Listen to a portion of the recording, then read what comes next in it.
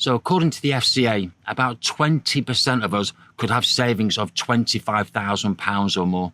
And this is backed up by recent research from Starling Bank, which suggests that that number could actually be a little bit closer to 36%. What that means is there could be as many as 12 million people in the UK that have got £25,000 or more in savings. So you might be sat there thinking, well, so what? Well, in just 20 months from April 2027, Rachel Reeves has given her blessing to the banks, who are now going to be required to collect our national insurance numbers and pass this information on to HMRC. This is going to allow the HMRC to identify those of us who receive bank account interest in excess of the personal savings allowance. And that is £1,000 for basic rate taxpayers and just £500 for higher rate taxpayers. And then they're going to be able to take any tax which is due directly from your wages after amending your PAYE code. So the HMRC will decide and calculate what they think you owe. And then if they get it wrong, well, tough luck. You're going to have to fight them to get your own money back. So in this week's video, I'm going to explain why these powers are coming into force and, importantly, what you can do to prepare in advance of these changes. Hi, my name's Simon and I'm a chartered financial planner, and we've recorded more than 80 videos on a range of topics in personal finance and financial education, and they've been watched by over 1.7 million times.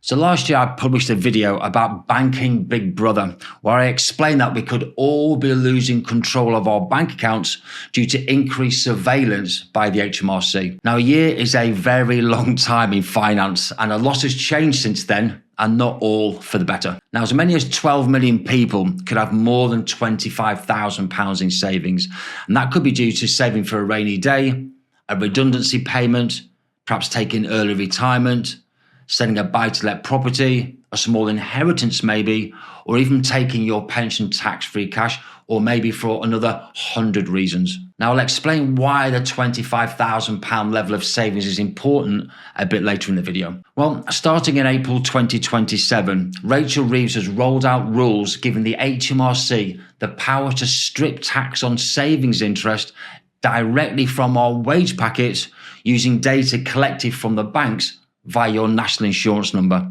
There's going to be no warning, no negotiating, just deductions. Now, as you can imagine, critics haven't held back, and this is being dubbed tax by stealth, or worse still, legalised wage theft. So in just 20 months, your bank will collect your national insurance number and send it to the HMRC to calculate whether you owe any income tax on your savings. Then they're either going to amend your PAYE code or just deduct the tax from your wages.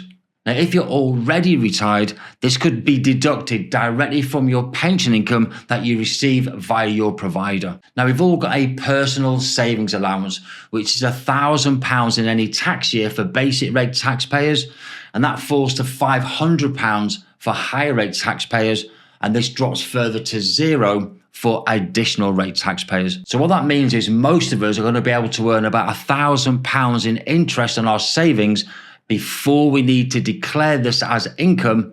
And yes, it is classified as income to the HMRC and then submit a self-assessment form. Now, this allowance has been in place since 2016, but it's been frozen since then, which makes us easy targets and allows the HMRC to swoop in and collect any income tax on our savings.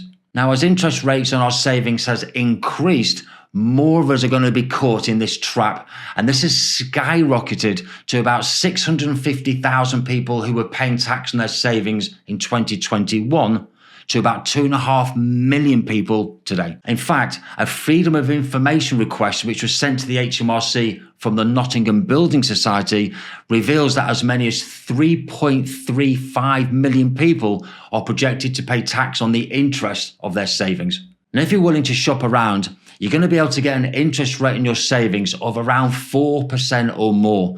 And that means that if you've got more than £25,000 in savings, you're going to breach the personal savings allowance and then trigger an income tax bill. Now, in fairness to the HMRC, they claim that this should streamline the tax collection process. And it's also going to be for our benefit, as we won't need to fill out self-assessment forms in the future. The reality, though, is that because the HMRC is only collecting about 80% of the tax which is due, they see this as an opportunity to collect more income tax from more of us. And let's not forget the small matter that according to the National Institute of Economic and Social Research, who declared last week that there could be a £50 billion black hole in the UK finances, and Rachel Reeves is looking at ways to collect additional tax revenue. And of course, unsurprisingly, the government has been very, very quiet on this subject. Now, don't forget, the HMRC is already expecting to claim about £6 billion in tax from savers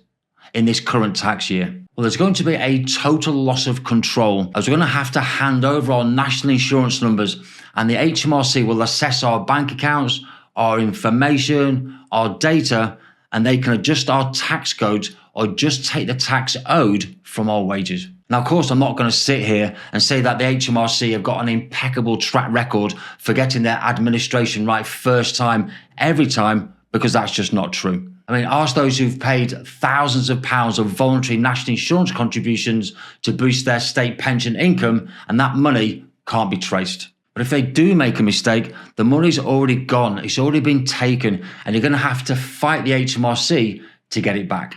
Now, banks and pension providers are going to need to make reasonable efforts to get our national insurance number.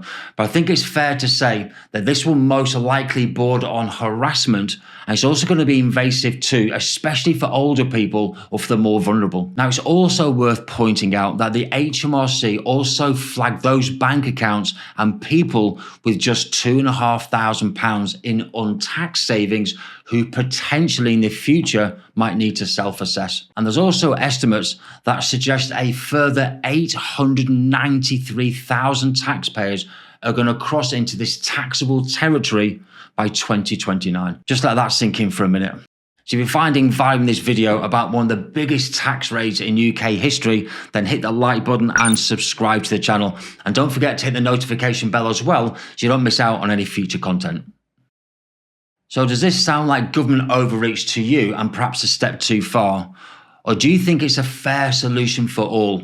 Well, let me know in the comments. Now, there's going to be a few options open to us to ensure that we can protect what we've saved and to keep more of what we've earned. Now, one of those options is to max out our ISAs. Now, we can all currently save £20,000 each tax year to shield our savings. And don't forget that you can also save £9,000 a tax year into a junior ISA as well. Now, we can also ramp up our pension contributions. We can all contribute to a maximum of £60,000 gross each tax year into a pension, or up to 100% of our income. Now, putting more money into a pension not only reduces our taxable income, and the money's then going to grow in a tax advantaged pension until you need to withdraw it. Another option will be to revisit our emergency fund. Now, you have to ask yourself, do you really need such a high balance in a bank account, and whether that money could be working harder for you if it was invested for the longer term? Now, no doubt this is going to increase scams where people are going to pretend to be your bank to try and get you to hand over your national insurance number to them. So please be very wary and be very careful. Now, being under no illusion that these are bold new powers which look like a systematic raid on our savings, all dressed up in jargon that we don't really understand, but labelled as progress, and as usual, it's for our benefit and for our safety. Now, these could be the UK's most sweeping changes to access our bank accounts or our wages. But I've linked another 2 videos in this series, including the original Banking Big Brother video, and also how the government is forcing workplace pensions to invest in the UK. So thank you so much for watching to the very end, and for your time and for your patience as always. I'm going to see you all again next week.